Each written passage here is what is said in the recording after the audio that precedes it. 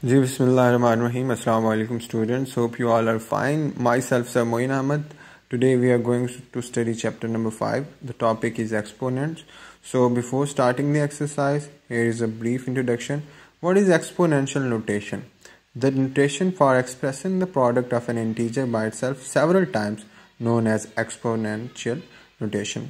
कि अगर कोई भी नंबर अपने आप से several times multiply किया जाता है तो हम लोग उसको एक्सपोनेंशियल नोटेशन में लिख सकते हैं. जैसे 2 raised power 5. Here 2 is the base, 5 is basically the power. So ये आपने याद रखना है. So it means 2 raised power 5 2 5 times multiply हो रहा है तो हम लोग 2 multiplied by 2 multiplied by 2 multiplied by 2 multiplied by 2. So answer हमारे पास 32 आएगा.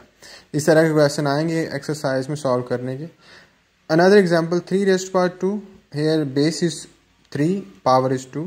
तो 3 raised power 2 means 3 2 times multiply हो रहा है तो 3 multiplied by 3 is equal to 9 is the answer. यहाँ पे एक नोट है, power 2 और power 3 have special names assigned to them. Power 2 is called square and power 3 is called cube.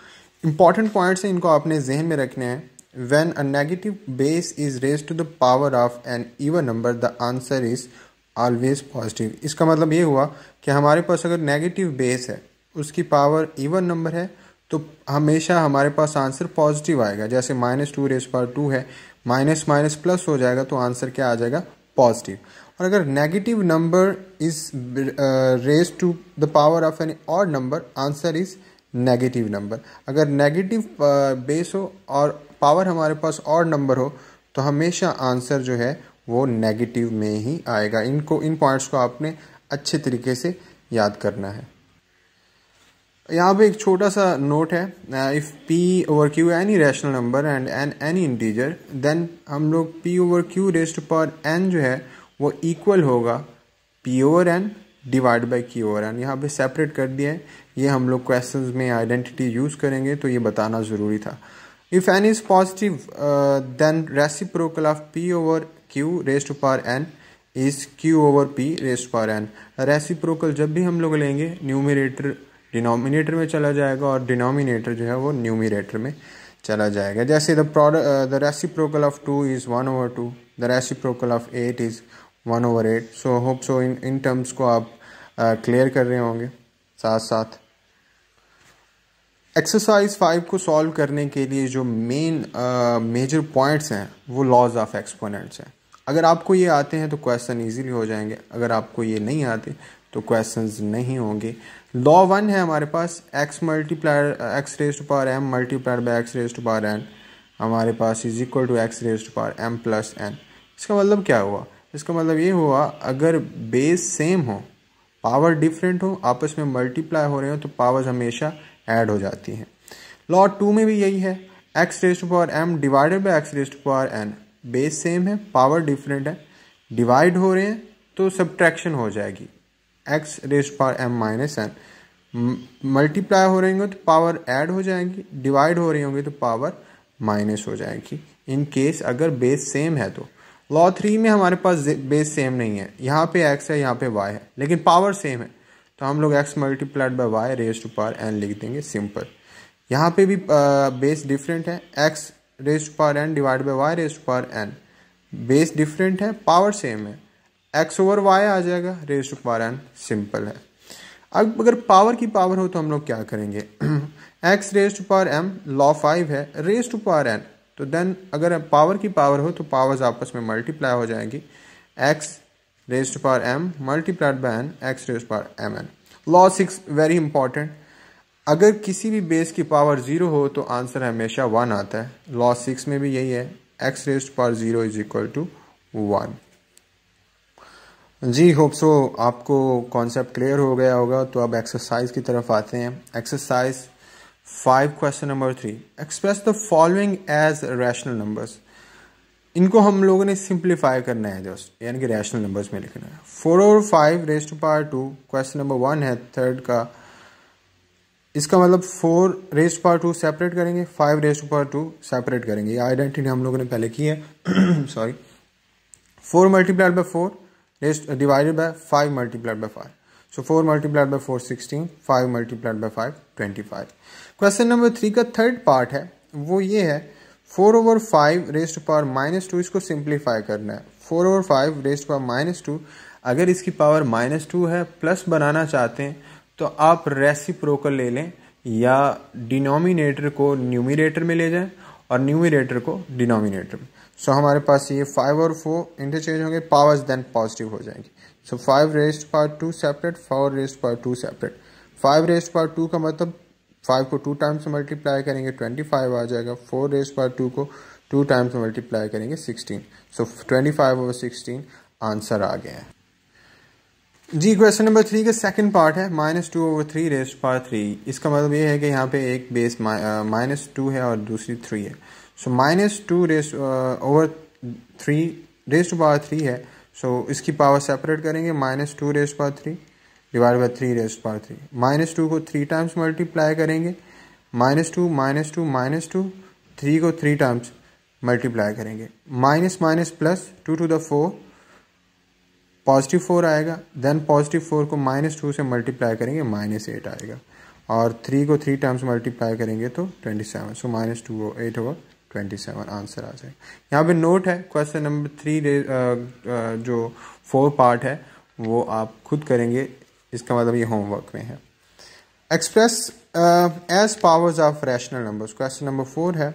हम लोग जो है रैशनल जो नंबर्स को है वो पावर्स में लिखेंगे। अब 27/125, 27/125, आप इनकी जो बेहतर इसका मेथड है वो ये है कि आप इनके प्राइम फैक्टर्स बना लें।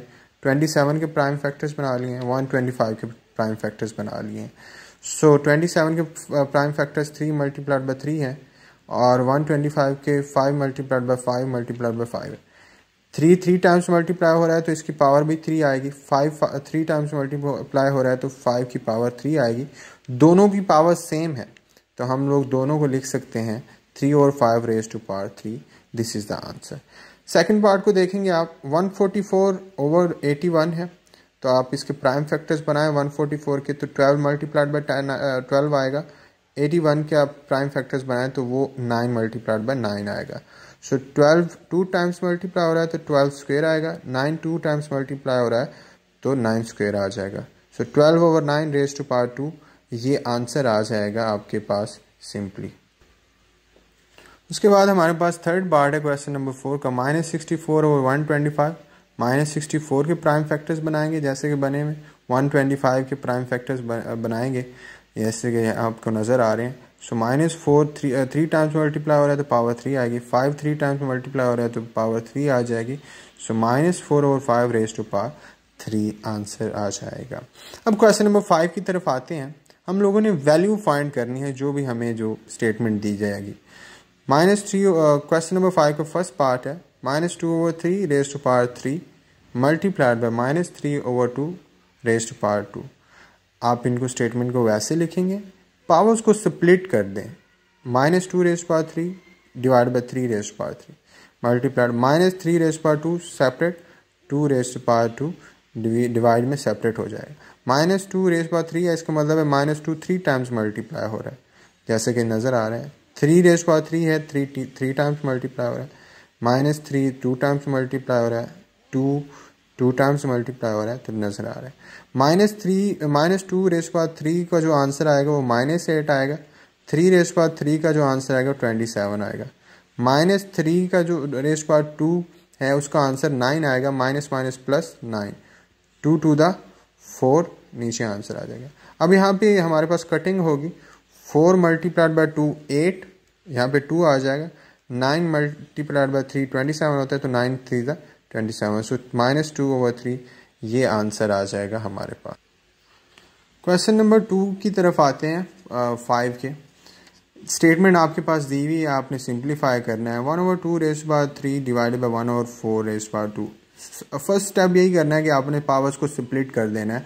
मीन्स जो बेस है उसकी दोनों बेसिस की पावर्स को सेपरेट करना है। अगर डिवाइड हो रहे हैं तो उनको सेपरेट जैसे 1 raise to power 3 2 raise to power 3 divide by 1 raise to power 2 4 raise to power 2, ये हमने सेपरेट कर दिया। साइन वही लिखा है। 1 रेज़ टू पावर 3 का मतलब है 3 टाइम्स मल्टीप्लाई हो रहा है 1।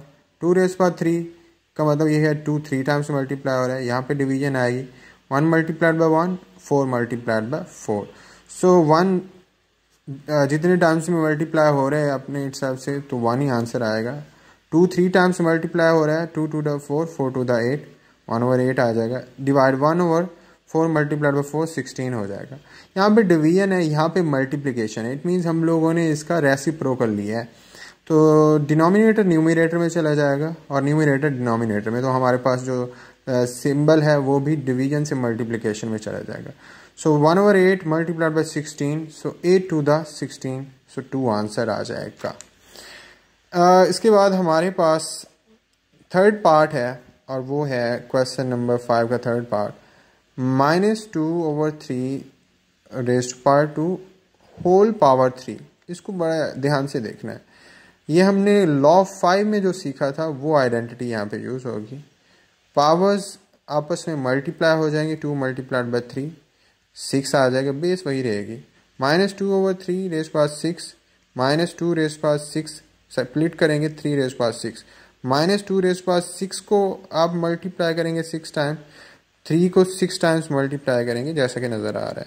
-2 मल्टीप्लाइड बाय -2 4 मल्टीप्लाइड बाय -2 -8 होगा, -8 मल्टीप्लाइड बाय -2 +16 होगा, +16 -2 -32 होगा, -32 मल्टीप्लाइड बाय -2 +64 होगा। यहाँ पे 64 है और 3 को इसी तरह मल्टीप्लाई करेंगे तो आंसर हमारे पास 64/729 आ जाएगा। जी, आज के लेक्चर का ही क्वेश्चन नंबर 6 पार्ट है। तो हमारे पास जो क्वेश्चन नंबर 6 है वो क्या है, simplify and express the result in power notation. हमने जस्ट पावर नोटेशन में लिखना है। 4/5 रेज़्ड टू पावर 5 है multiplied by 4/5 raised to power 3 है। बेसिस सेम है तो पावर्स ऐड हो जाएंगी।